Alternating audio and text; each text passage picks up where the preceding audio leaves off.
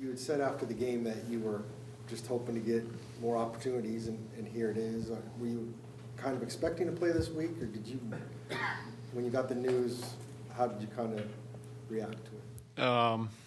No, I wouldn't say expecting. You try to put your best foot forward and do everything right, and I'm just thankful to have another chance, like you said.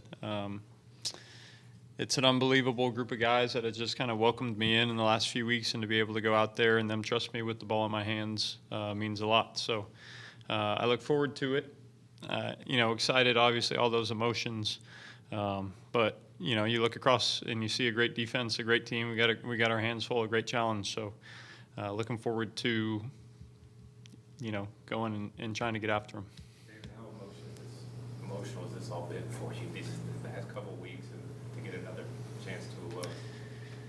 Yeah, emotional is a good word. I think. I don't know that I could have pictured it happening this way. Being here 4 weeks ago and just getting here, but I'm really thankful. I'm extremely just blessed.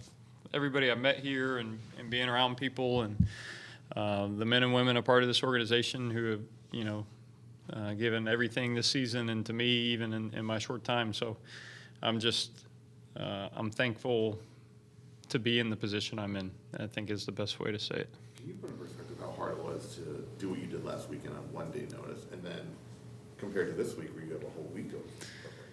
Yeah, I think I kind of mentioned it last week. You pride yourself in prepping as if you're the starter wherever you go. And so, you can say 1 day notice, but I've been here a few weeks. You're learning the system.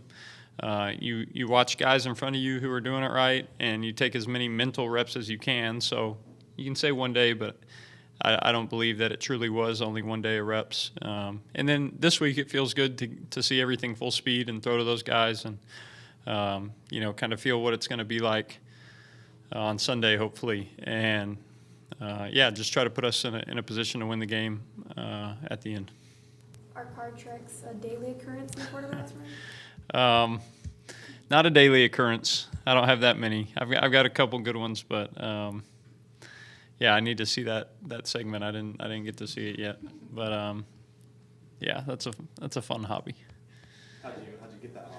So I had a buddy in high school, one of my offensive linemen, who was asking me, "Hey, will you hide this card for me here? Will you do this?" And I was like, "Man, I don't want to be this guy's Robin. I want my own show." And so I went on YouTube and I started learning, teaching myself, and and then it kind of took off from there. And you get better the more you practice, and then there's probably 5 or 6 that I could do at any time, and then there's some that you got to set up and prep, and I don't want to give away all the secrets. But it depends who you ask, I guess. When you were on the practice squad with Vikings, were you getting to the point where you were wondering if you were going to get an opportunity to start again? It's a good question. I think, you never know.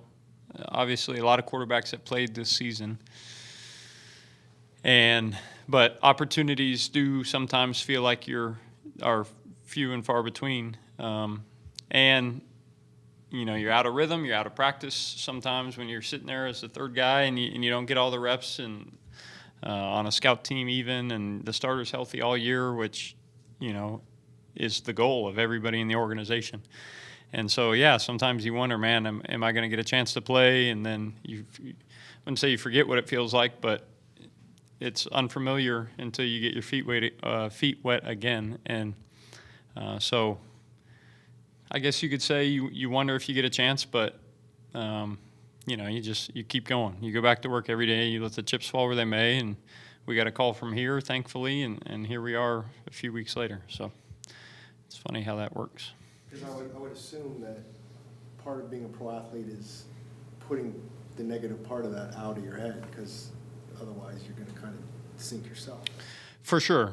That's definitely a mental battle, right? Like, that's the battle I think probably everybody fights in every sport. The self-doubt and the things are like, oh, is it going to happen? But I think, even myself personally, I think everybody, if we're being honest, has had those doubts on some days when things just aren't going right. And that's the fight, and you keep working and you keep going and you put your head down, and you work on your mental skills to combat that as much as your physical skills, and then you got to be ready when your opportunity comes, and you see it everywhere, every day. There's people do great things every day, and like to be able to accomplish that, you have to be sharp mentally and physically. Maybe you've obviously shown you can still play in this league, but how are you as a track coach?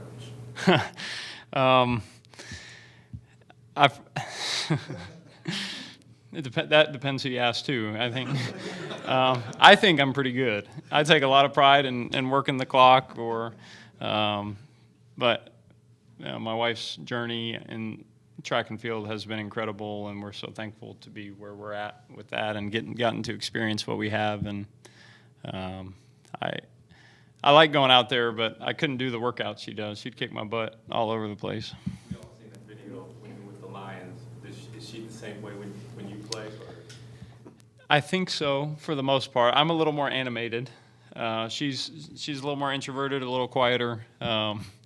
But I think it just stems from I want the best for her. I know how hard she works. I've seen her work every day for years and sacrifice so much to be where she's at, and she sees the same for me, that she just wants me to play my best and be at my best. And I think she said, though, this past week she was at peace with whatever was going to happen, and that's kind of the feeling I had too.